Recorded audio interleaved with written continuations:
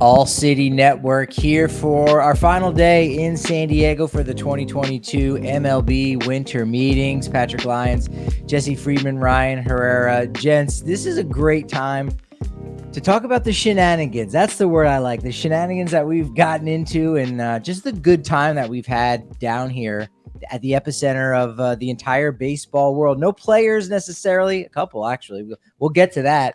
But mostly executives, other media members. It was the place to be in the middle of the hot stove season.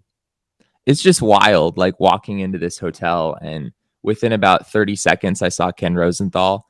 And I recognized that Ken Rosenthal, and he's very public about this. He says in his Twitter bio that he is 5'4.5", and he is not an inch above 5'4.5". I can confirm he is one short man. But it's just incredible just walking around the hotel, and like you can't go like 100 feet without seeing like Nelson Cruz walking by or Gabe Kapler or someone who's just very recognizable. Yep. So the winter meetings really is unlike anything else in baseball. Like this is the place to be. And for me personally, this was my first time ever getting to be here. So it was a surreal experience, really. I like how you mentioned Ken Rosenthal and his height because it makes me feel a little better. I'm 5'6". Growing up, knowing Muggsy Bogues was like 5'3" and made it to the NBA, I was like, oh, if he could do it, I can. Clearly didn't happen, but I'm like, if Ken Rosenthal can get where he got and he's an inch and a half shorter than me, then I can do it. Like there's nothing stopping me because I'm short, but like short king energy, right? Like we can do this.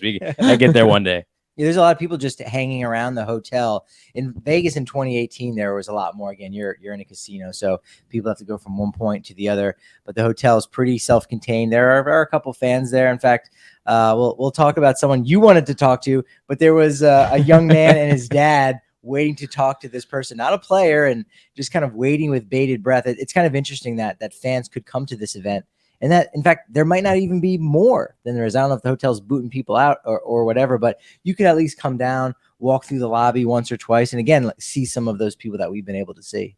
Yeah.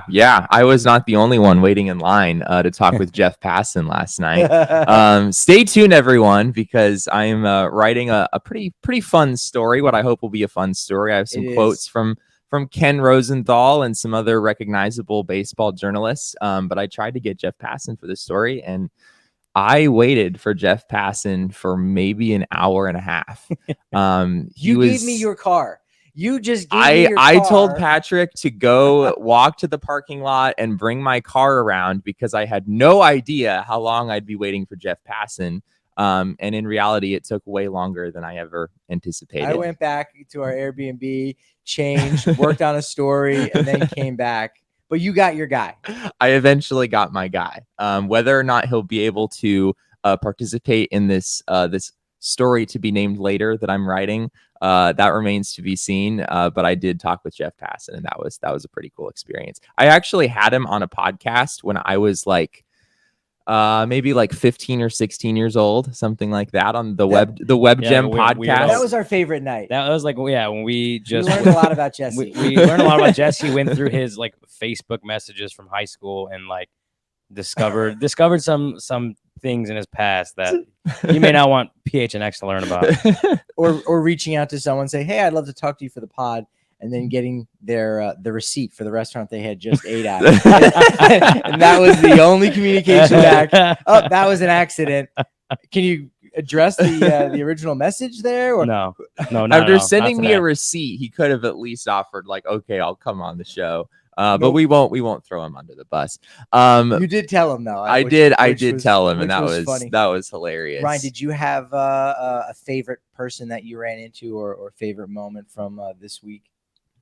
I mean, I was running around a lot. You guys know that, having to do 2 beats, and that kind of was just in itself like a marathon kind of experience. Like that was like kind of taught me like how, because there are people in Chicago media that do cover both the Cubs and the White Sox. Like, sure. There's people that work for ESPN or on the radio stations. Like there are people that do both, and they do it like every day. I mean, they're not at both ballparks every day. They're not, but, they're constantly keeping updated with Cubs and Sox, and they have to know both beats inside and out, and they have to be there. And so when they go to these things like the winter meetings, they do what I attempted to do this last week. And so I think, I mean, I wouldn't even say my favorite part. It was like the part that just like was my experience, was getting to understand like how impossibly hard it is to do both full time. Like I'm happy I don't, because this week was a lot of a lot of running around, talking to different people from both teams, trying to keep up with those things, and on top of all the stuff I have to do just with the Cubs, the White Sox beat was a lot of work as well. And so I don't envy the people that have to do that full time, but I'm glad I kind of got that experience to appreciate just how difficult that can be.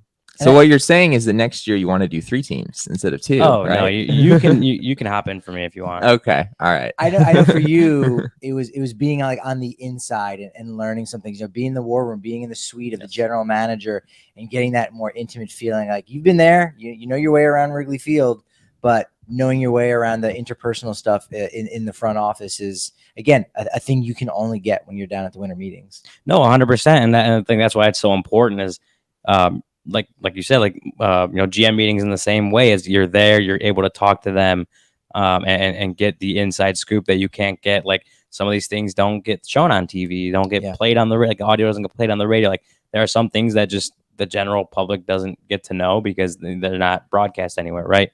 And so it's kind of up to the people that are there to ask some questions and get some answers that only they will really know. And if obviously on the record can be shared, then the general public can find it out. But there's other things that don't, that won't get shared publicly. So being here and getting to do that is such a huge part of why the winter meetings is important to kind of what we try to do as for our job. Like it's that important, and getting that FaceTime, getting that information that just helps us do our jobs better. Diamondbacks GM Mike Hazen called me the best dressed member of the media when we were all walking into the suite a couple nights ago. So yeah, I mean, that was all the affirmation that I really ever needed for the entire week. So it was the blazer, which was your recommendation. I have to give you credit for that. I don't think I would have brought a blazer if you hadn't recommended it. So Kevin Henry, that's his move. So I stole that from him. So we're just passing it. Okay. I was gonna say, to go back to your original question, now that I think about it, like, probably my favorite thing was the breakfast with the managers. Loved that. Yeah. A lot of fun. Getting to just talk to the managers and a little more of an intimate setting, but not like press conference-y cameras or even recorders in his face. David Ross, I just talked about, Mexican grandmas and the chancla, and how your grandmas they'll hit you. If you're close enough, they'll take it off their foot and they'll hit you. If you're far enough, they'll throw it at you. And if they don't have it on, they'll, make you go get it. Shared that with David Ross, who probably has never heard the word chancla in his life. Maybe he has, but just stuff like that, and getting to shoot the shit a little bit, so to speak, in a different way than you do in a press conference in a media room kind of aspect. It was a cool little experience yesterday morning that we got to do. What was it, 2 hours? Like it was a lot. Yeah, it was a lot of fun. Yeah, Torey Lovullo was very unplugged. I can share almost nothing from that conversation, but that was like the best part, right? And that's why you come to these things. Is it's almost more for the off the record information than it is for the on the record information. There's just something about everyone being in San Diego at the same hotel where people are just a little bit more loose and casual and just kind of willing to talk about anything with you. I think there's a lot of trust as well, because journalists covering the winter meetings are generally pretty reputable. And I think, managers and GMs feel like they can trust everyone who's here. So yeah, it's just an incredible experience where it's like, wow, I didn't expect Torey Lovullo to share that, but that's just kind of part of the territory of being at something like this. It's funny because it's like, those are all off the record conversations, but I can share what I shared. Like I can talk about what I talked to David Ross about, the chancla thing, the main aspect. I'm like that was what I brought to the table in this conversation. But I can share it because it wasn't off the record for me. Anyone that wants to know about the chancla can hit me up on Twitter and ask more about it. The flying chancla. I liked Wednesday's Rule 5 draft. It was an event that I assumed was there's a period of time where they did it like over fax. They did it over the telephone. They did the MLB draft over telephone at one point, like in the 1980s. Like it was just nothing. And I assumed there was going to be nobody there and just going to pop in, pop out. There was an entire room, ballroom filled with people. A lot of them were like scouts. The fire marshal actually like shut the room down and said nobody else is allowed in this room. It was utterly packed. That's how packed it was in a room full of people that were drafting players that were going to be like the 25th, 26th man guy on the roster, last dude on the bench, or in the bullpen. Maybe you hope you get some contributions. Yes. And then they do a minor league phase of guys who are just going to be playing in AAA and might not even ever make it to the major leagues. And yet it was absolutely packed. And so I thought that didn't think the juice was worth the squeeze there on that one. That's that's baseball. That's just such the winter meetings though, right? Like we're all just like baseball nuts to like the nth degree, right? To the point where yes, we are going to pack this auditorium for an event that's essentially a draft of like 4A players, right? Like you said, a lot of these guys might not really contribute in the big leagues, but that's what you get at the winter meetings is a bunch of people who like just love the game of baseball, right? And I mean, everywhere you go, everywhere you turn, you're just running into people where like baseball is all that I personally have thought about for about 4 days consecutively now. And I'm not alone, right? Like that's kind of a normal thing at the winter meetings. You just come and you talk about baseball and you think about baseball and you hang out and reconnect with all of your baseball friends from around the industry. That's really what makes this event so special.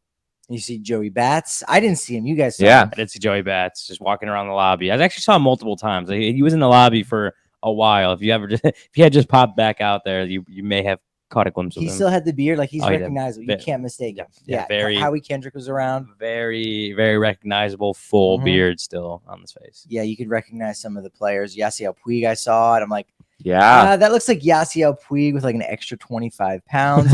But there's still only one Yasiel Puig. That's got to be him. Gabe Kapler coming to the manager's brunch, dressed in like Louis Vuitton, and not looking like a manager at all. I mean, I guess that's what happens when you've got hand tattoos. That's the vibe out in San Francisco. It's totally the vibe. And the vibe here in San Diego is almost bon voyage, our final day. But we still got some more of these shorts. Check them out. Whether it's at PHNX Sports, CHGO Sports, or DNVR Sports, you can catch up on all the great things that we've been doing this entire week, as well as all the written content from myself, Patrick Lyons, Ryan Herrera, and Jesse Freeman, All City Network. Got a couple more of these left. Make sure you're following us on Twitter. Thanks for joining us.